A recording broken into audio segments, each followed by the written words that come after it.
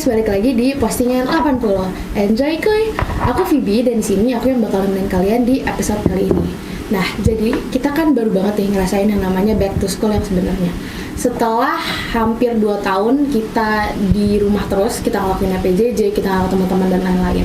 Akhirnya sekarang kita bisa ngerasain yang namanya PTM lagi, bisa ketemu teman-teman lagi, bisa bersanda-sanda lagi di kelas. Atau mungkin kalian kayak aku yang baru banget masuk ke lingkungan baru, karena aku baru banget masuk SMA.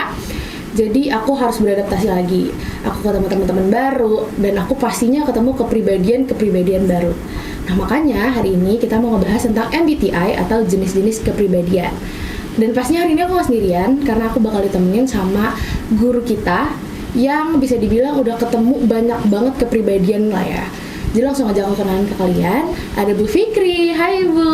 Halo Phoebe. Gimana kabarnya nih hari ini? Alhamdulillah baik.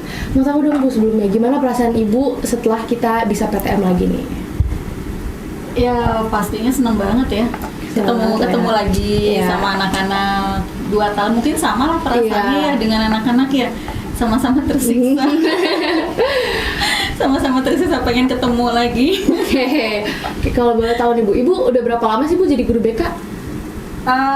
Aku jadi guru BK itu pengalaman pertama ngajar itu di 80. Jadi 80 ini pengalaman bener-bener yang pertama ngajar. Jadi itu pas masuk ke sini tahun 2001 sampai sekarang. Wah, udah lumayan lama ya, berarti udah ketemu banyak banget berarti kepribadian ya Bu ya. Oke, kita langsung aja kali ya ke pertanyaan pertama. Karena kan Ibu udah ketemu banyak banget kepribadian. Dari sekian banyak kepribadian yang pernah Ibu temuin, apa kepribadian yang paling Ibu suka? Yang menurut Ibu paling unik lah istilahnya? Yang paling suka sama unik beda kali ya? Iya. Beda. Kalau yang paling suka yang pastinya ketemu anak yang apa ya? Ekstrovert ya.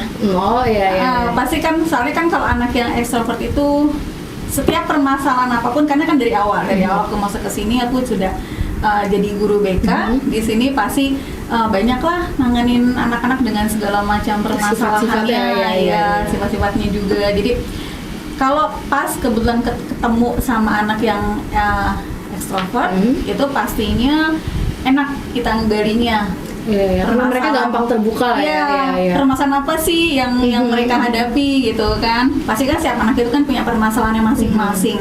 Nah, kalau pas ketemu anak yang ekstrovert itu enak, diajak ngomongnya enak, kita ngegalinya enak, dan ya mereka juga welcome juga gitu. Tapi yang paling sulit itu kalau ketemu anak yang introvert. Gitu. Jadi kebalikannya gitu loh. Itu soalnya susahnya gini. Mereka sudah banyak nih permasalahannya, kasusnya, ditambah lagi introvert pula, tambah susah kan? Iya, susah ngegalinya ya. Susah ngegalinya gitu. Nah itu yang mungkin yang paling sulitnya di situ lah. Okay. Tapi kalau yang lainnya kayaknya sejauh ini oke lah. Oke. Kan tadi kita baru banget kan ngerasain PTM.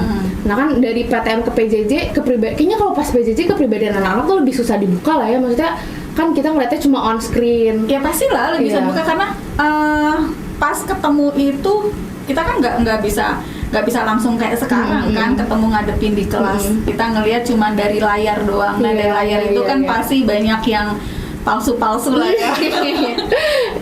Mereka palsu-palsu gitu kan, di depan kita kayak gimana, di belakang kayak beda lagi gitu kan. Nah itu paling sulit banget kayak gitu.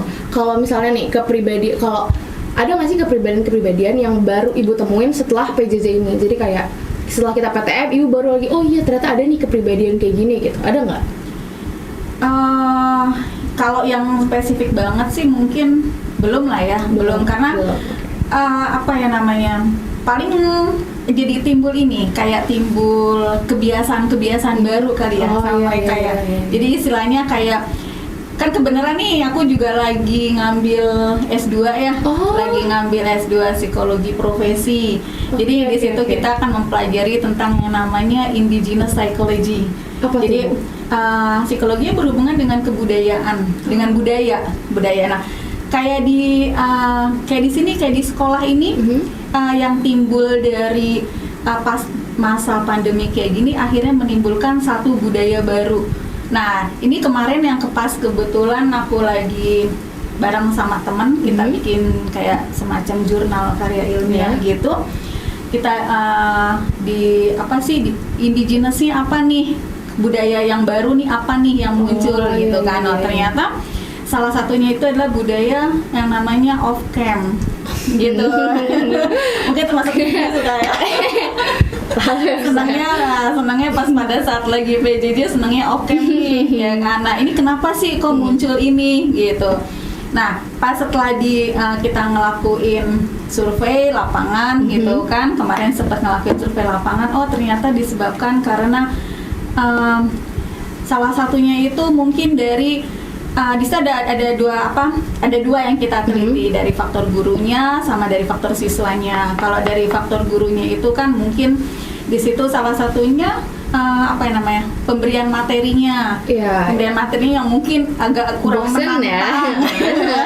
Bosan saya. Agak bosan, kurang menantang gitu kan. Jadi kayaknya bikin mereka tuh jadi males juga buat off cam gitu. Terus juga mungkin dari gurunya yang kurang adanya ketegasan gitu.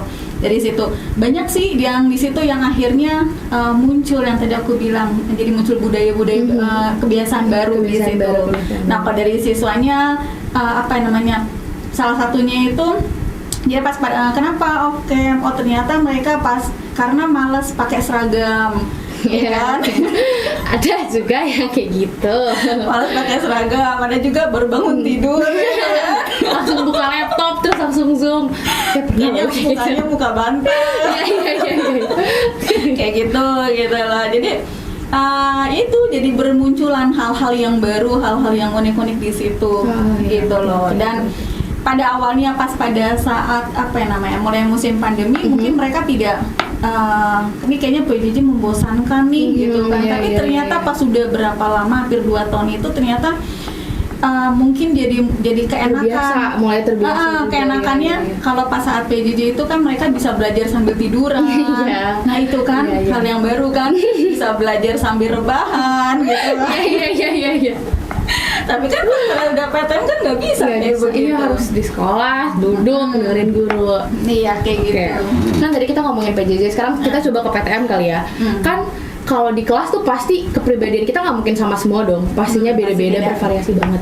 Kalau dari Ibu sendiri, gimana cara Ibu nge-manage satu kelas dengan kepribadian yang pastinya berbeda-beda itu? Kalau nge-manage satu kelas ya, tadi aku masuk kelasnya PB ya. Iya. Tadi masuk ke saya. Tadi masuk kelasnya PB.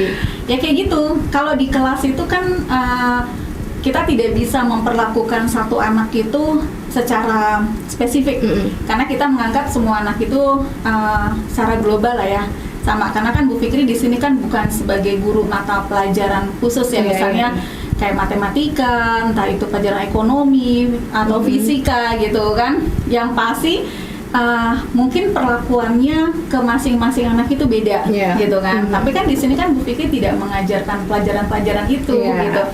Paling sifatnya cuma senang-senang aja sih ya sebenarnya di kelas. Senang-senang aja di kelas, oke. Senang-senang aja gitu. Jadi perlakuannya ke mereka ya kita global aja, sama aja ya, sama gitu kan, sama. Cuman dari situ kan ada kita juga kayak Bu Fikri kan melihat nih, malah sih anak yang kira-kira kelihatannya ini teman-temannya nih pada ketawa TV gitu kan, pada sorak-sorak gimana, kok dia diem aja gitu kan, malah mungkin asik dengan handphonenya sendiri. Terus ada di sini teman-temannya yang pada diskusi rame, di sini kok asiknya menyendiri. Nah, yang kayak gitu baru kita pendekatannya secara individu. Nanti entah itu mungkin kita panggil, bagaimana, baru nanti di situ kita masuk kayak gitu. Oke, kalau itu kan tadi dari yang berbeda-beda kepribadian. Kalau sekarang nih, pasti Ibu pernah ngalamin kendala-kendala dong dalam menghadapi setiap kepribadian yang berbeda. Karena kan Ibu udah banyak banget ngadepin segala macam kepribadian kan ya. Apa aja sih Bu kendala-kendala yang Ibu rasain dalam menghadapi kepribadiannya yang bisa dibilang agak sulit lah? Yang tadi yang lebih diem ya? Iya, yang lebih diem itu gitu loh. Karena kalau dari orang yang diem kan karena kita tidak bisa menebak ya apa sih yang dia rasain atau apa yang dia pikirin gitu kan. Itu yang paling susahnya tuh di situ gitu loh. Jadi nggak bisa mengeluarkan apa sih sebenarnya ini yang lu ya kasarnya gini, apa sih yang lu rasain gitu, kenapa sih lu sampai kayak gitu gitu kan, karena kan kita kan juga pengen tahu kenapa sih kok bisa kayak begitu gitu, kendalanya apa, punya masalahnya itu di mana gitu loh. Kalau memang bisa ada masalah, yuk sama-sama kita cari solusinya. Gitu. Ibu bantuin ya jadinya ya. Oke, lanjut. Ini kan ya namanya sekolah nih kan, ada yang pasti namanya adik kakak. Entah itu mereka ada di satu sekolah yang sama ataupun misalnya kakaknya udah lulus terus adiknya baru masuk. Nah, ini hal rumrah kayaknya banyak banget yang udah ngerasain. Bisa jadi adiknya dapat privilege kakaknya yang pintar, tapi bisa juga adiknya ngerasain justru karena kakaknya nakal, dia jadi dapat cap juga. Guru-guru jadi kayak dia adiknya ini pasti nakal, atau kayak dia adiknya si ini nih pasti dia pintar. Dengan segala macam ekspektasi guru deh yang jatuhnya sebenarnya nge-pressure si adiknya ini. Kalau tanggapan ibu sendiri, gitu disama-samain, dibanding-bandingin juga. Kalau ibu sendiri tanggapannya gimana nih kalau soal itu? Itu sih mungkin hal yang wajar, hal yang sebenarnya lumrah ya, kalau kayak gitu, gitu karena yang lumrah. Karena kan kayak contohnya gini deh, kayak ke anak Bu Fikri sendiri, ya kan. Pas pada saat mereka masuk ke SMP, di SD yang sama. Pas masuk ke SMP yang sama. Gitu sama semua terus sama gitu kan. Kemudian karena dekat rumah juga gitu. Nah, pas pada saat masuk ke SMP yang sama, awalnya kakaknya kebetulan kan masuk ke situ dapatnya urutan yang pertama, peringkat pertama. Nah, pas keluar dari SMP untuk masuk ke SMA tetap peringkat yang pertama. Peringkat selalu terus ya jadinya gitu kan.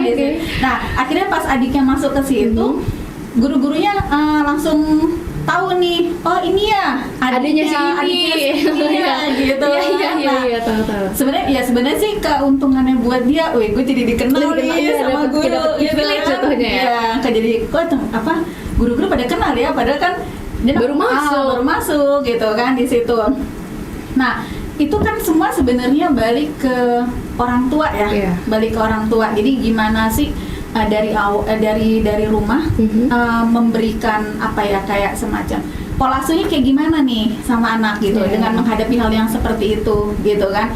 Karena kadang hal yang sulit itu pasti terjadi dimanapun gitu kan. Nah, di situ emang terus kayak anak Bu Fikri dia pernah ngomong gitu kan, "Mah, kok aku pada ini nih guru-guru sama Mbak Siva pintar kayak gini-gini, aku jadi gini sama-sama ini gitu kan." Nah, di situ baru kita sebagai orang tua tuh harusnya ngasih tahu gitu loh kan. Ya, setiap anak itu kan punya kecerdasan yang berbeda-beda. Nah, mungkin dulu waktu Mbak Siva itu punya kecerdasan di bidang akademik gitu kan. Nah, ini kamu memang secara akademiknya nggak terlalu nih, nggak sama kayak mbaknya gitu kan.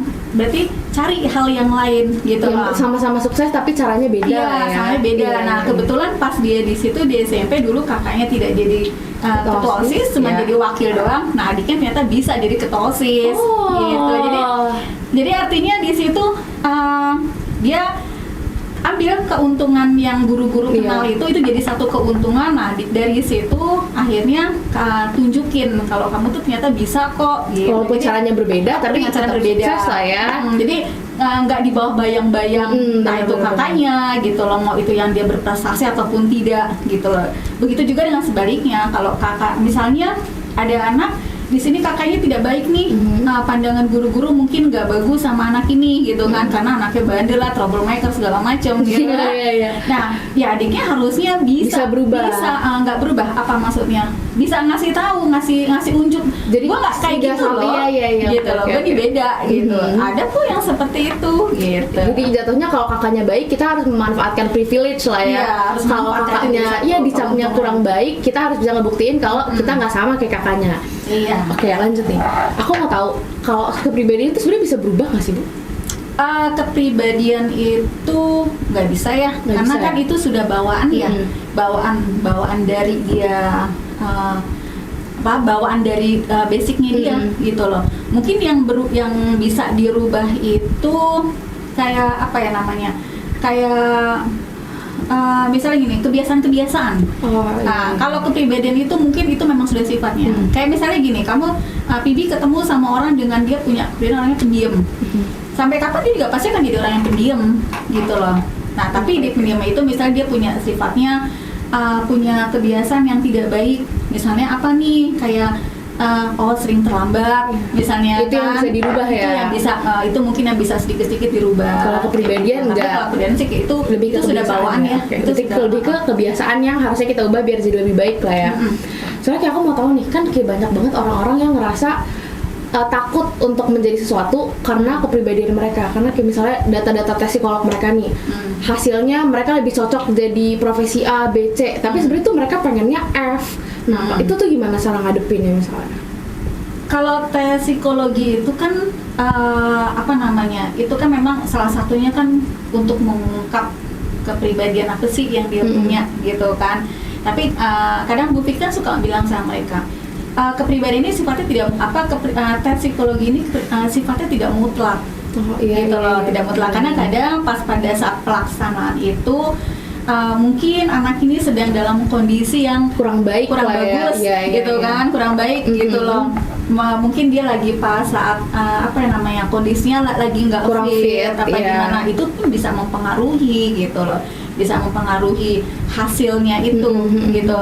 Nah, nanti setelah dari kita udah keluar hasilnya, baru kita bicarakan lagi nih sama anaknya. Ini cuma sebagai kayak cerminan aja sih gitu loh. Tapi kan sebenarnya hal yang tahu, yang paling besar itu yang tahu ya si anak kita sendiri yang tahu gitu, yang tahu gitu. Tapi kadang memang ada juga sih yang terbantu dengan adanya tes psikologi. Jadi lebih kebuka lah ya pikirannya, kayak oh ya gue bisa ngambil ini ternyata gitu. Iya. Karena kan kita suka tidak mengetahui ternyata kita punya kok kemampuan di yang situ. kita sendiri aja kayaknya nggak tahu kalau kita punya. Kalau kita punya, kita tuh ternyata bisa loh gitu. Nah, itu pas di saat tes psikologi itu baru bisa kelihatan. Oh, ternyata gue punya loh kemampuan seperti itu. Kita nggak bisa lihat potensi sendiri ya jatuhnya. Kalau gue bisa lebih gali lagi, berarti bisa lebih bagus lagi. Gitu. Mungkin Bibi ngerasain lah. Ada sih kayak gitu awal pas tes psikolog ngebantu sih sebenarnya. Tapi intinya kita nggak boleh ngeraguin diri sendiri lah ya. Kita jangan jadiin data tes psikolog itu jadi hambatan kita untuk coba yang lainnya di luar dari hasil data tersebut. Itu kan sifatnya yang ngebantu aja ya, ngebantu ikut menemukan yang dia tuh nggak tahu apa yang kita mau, apa yang kita tidak tahu tentang diri kita, itu kan ngebantu untuk mengungkap gitu. Oke, mungkin segitu dulu kali ya perbincangan kita kali ini tentang kepribadian. Makasih buat Bu Fikri yang udah ngeluangin waktunya. Makasih juga buat teman-teman di rumah yang udah nonton sampai akhir. Sampai ketemu lagi di episode selanjutnya. Dadah.